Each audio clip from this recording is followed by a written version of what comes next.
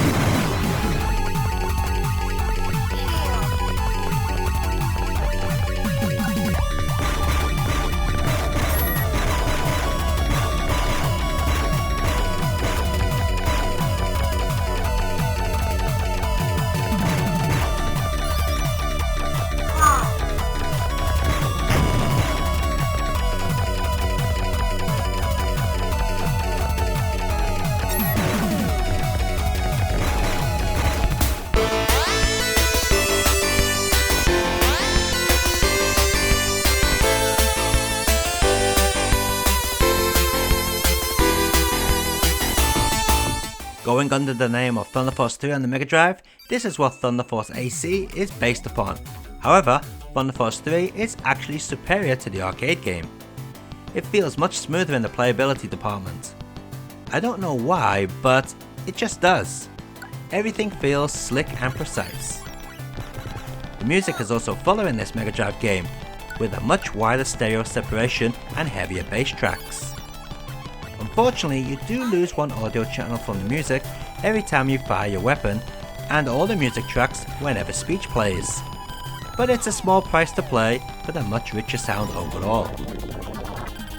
Then we come to the way the game looks. Some areas look just like the arcade game, while others are a little weaker, but then we have some which look better, especially some of the enemies.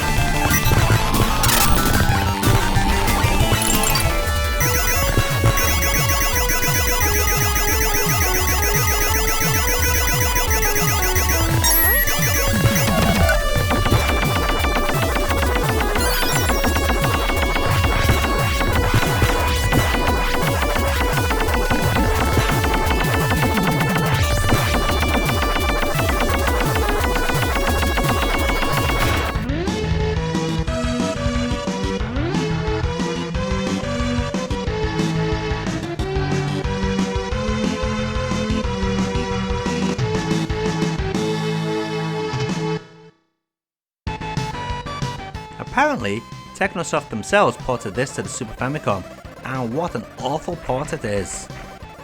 There's not one single plus point I can say about this version. Obviously it's based upon the arcade game, not Thunder Force 3, so it's missing the cool ice stage, but that's the least of the issues here. The game is constantly slowing down, then speeding back up again, making it a nightmare to control. One minute you're struggling to move the ship, and then suddenly, it's darted off across the screen. The weapons are also underpowered in this version, which makes the game harder than it should be. Graphically the game looks worse than the Mega Drive in areas, plus makes no use of the added colour palette found in the Super Famicom. Finally we have the audio. If there was no Mega Drive version, this wouldn't sound so bad. However, the sampled instruments sound poor compared to the excellent FM synth found on the Mega Drive game, plus many of the music tracks on the Super Famicom version have that typical horrible reverb effect. Oh, and the sound effects are crap too, in most cases.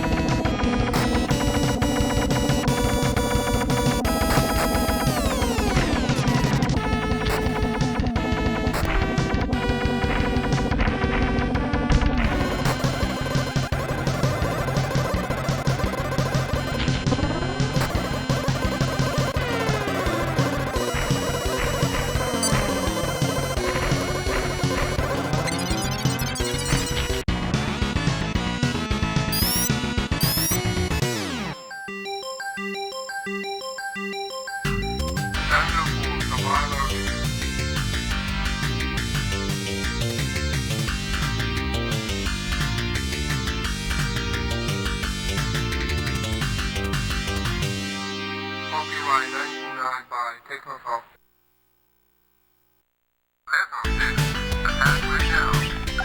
Now, I know some of you are thinking that the Saturn port of Thunder Force AC found on the Thunder Force Gold Pack 2 is actually emulation. Well, you'd be wrong. Without going all technical, I'll make it easy to prove. Closely look at the boss battle on stage 1 and you'll see that the arcade original has sprite flicker, whereas on the Saturn, there's none. In fact, there are many areas where the arcade game has sprite flicker, which isn't present on the Saturn game. So what we have here is an arcade port which is better than the original arcade. Technosoft have even made it feel like the Mega Drive version, so it's silky smooth to play too.